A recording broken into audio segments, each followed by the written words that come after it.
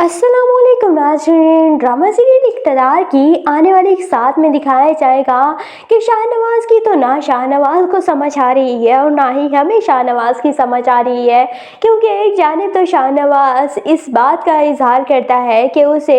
महरू से मोहब्बत है, दूसरी जानिब वो अमल से भी दोस्ती निभा रहा है और फिर अमल से शादी भी कर रहा है। तो बिल्कुल समझ नहीं आ रही और फिर वो महरू को तलाक भी देना चाहता है और अपनी माँ से कहता है कि अब इस रिश्ते का कोई फ़ायदा नहीं, ज़ैन तो वापस आ चुका है और इसीलिए अब मैं महरू को तलाक देना चाहता हूँ। तो उसकी माँ कहती है कि ठीक है, तो महरू को तलाक दे दो, लेकिन महरू को तुम तलाक नहीं दोगे, महरू खुद तुम्हें से खुला मांगेगी और फिर तुम उसे तलाक देना, क्योंकि अगर तुमने तलाक दी तो सियासी कैरियर में हमारा बहुत नुकसान हो सकता है और लोग हमें ही बुरा समझेंगे। इसीलिए उसकी सास पहुंच जाती है महरू के पास और महरू से कहती हैं कि तुम इस खुलानामे पर साइन करो और शाहनवाज से तलाक ले लो। तो महरू कहती है कि मैं ऐसा क्यों करूँगी, मैं शाहनवाज से कभी भी तलाक नहीं लूँगी। और फिर ज़ैन आता है और ज़ैन काफ़ी ज़्यादा रेस करने की कोशिश करता है महरू को और फिर महरू से कहता है कि तुम्हें पता है कि शाहनवाज भाई शादी कर रहे हैं अमल से। तो महरू को पहले तो धचका लगता है,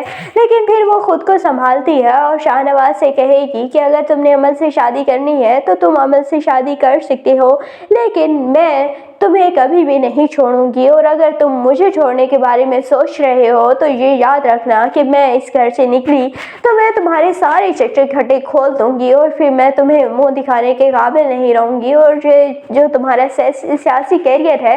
इसे मैं ही तबाह करूंगी। तो शाहनवाज डर जाएगा और वैसे भी शाहनवाज मोहब्बत तो करता है, वो दिल से नहीं चाहता कि महरू उससे जुदा हो, लेकिन वो इस बात को मानने के लिए भी तैयार नहीं कि उसे महरू से मोहब्बत है, क्योंकि उसकी ईगो सामने आ जाती है और वो कहता है कि एक मामूली लड़की से शाहनवाज शाह को कैसे मोहब्बत हो सकती है। और इसीलिए वो अभी तक तो इस बात को इकरार नहीं कर रहा, लेकिन आहिस्ता आहिस्ता वो इस बात का इकरार कर ही देगा महरू से और फिर इन दोनों की लव स्टोरी बनाई जाएगी। आपको ये ड्रामा इक़्तिदार कैसा लगता है, कमेंट सेक्शन में अपनी कीमती राय का ज़रूर इज़हार कीजिएगा और अगर वीडियो अच्छी लगे तो वीडियो को लाइक और चैनल को सब्सक्राइब करना बिल्कुल भी मत भूलिएगा।